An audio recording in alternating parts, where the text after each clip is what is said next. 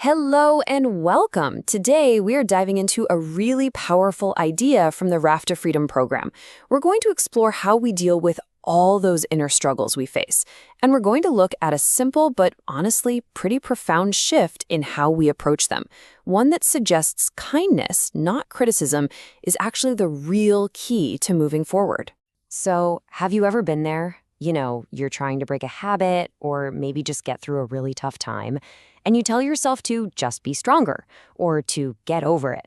But instead of helping, that harsh inner voice just seems to make everything feel worse, right? It just digs you deeper into the struggle. It's such a frustrating cycle, and believe me, it is incredibly common. The RAFT program has a great name for this: the self-criticism trap. It's the perfect description. When we meet our difficulties with harshness or judgment, it's like we're just pulling a knot tighter and tighter. All it does is increase the resistance inside us and fuel that desire to escape, which, ironically, often pushes us right back into the very patterns we're trying to change. Okay, so if being our own personal drill sergeant just doesn't work, what's the alternative? What if instead of fighting against ourselves, we tried a completely different strategy? And that question, well, that's right at the heart of the framework we're exploring today. So this framework is called RAFT, and it's a great metaphor for a journey, really.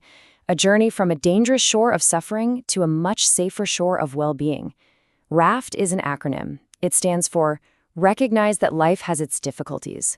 Abandon the harmful patterns that just add to that difficulty. Realize that freedom can be experienced, and train the body and minds to get there.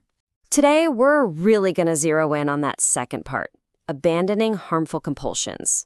Now, the RAFT program suggests that to do this effectively, we need what it calls an appropriate response. And honestly, it might not be what you expect.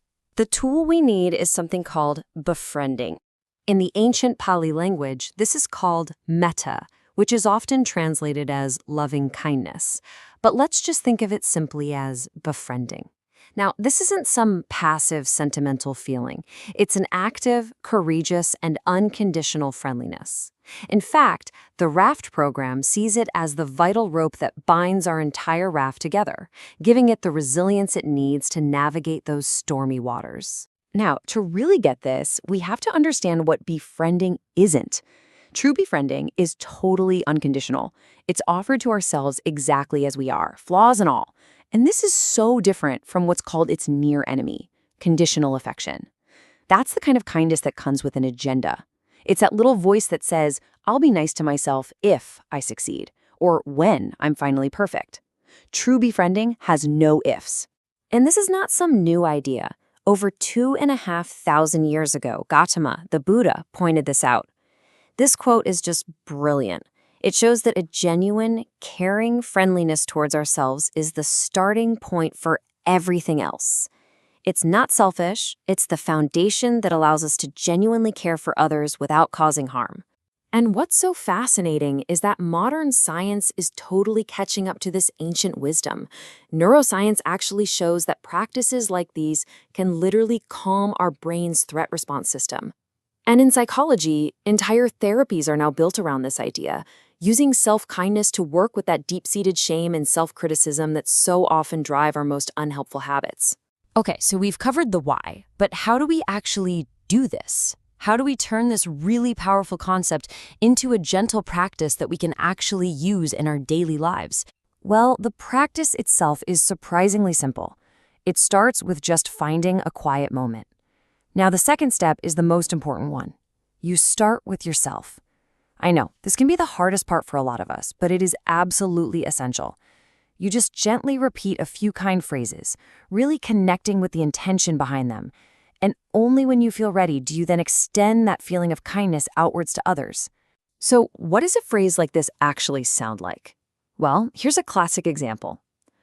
May I be safe from all dangers outside and within myself. The real power here isn't just in repeating the words. It's in gently holding that wish for your own safety and well-being, especially from your own harsh inner critic. Now, all of these concepts come directly from the Raft to Freedom workbook, which was written by Dr. Catherine Jacob and Vince Cullen. They have made the entire 67-chapter workbook available completely for free on their website, which you can find at rafttofreedom.org. So, as we start to wrap up, here's a thought I'd like you to take with you. The next time you're facing a challenge, just notice, what is the quality of that voice inside your head? Is it your harshest critic, or could it maybe become your kindest friend? And we'll end on this beautiful quote from the author Henry James, which just perfectly captures the essence of what we've been exploring. It really says it all, doesn't it? Thank you so much for joining me.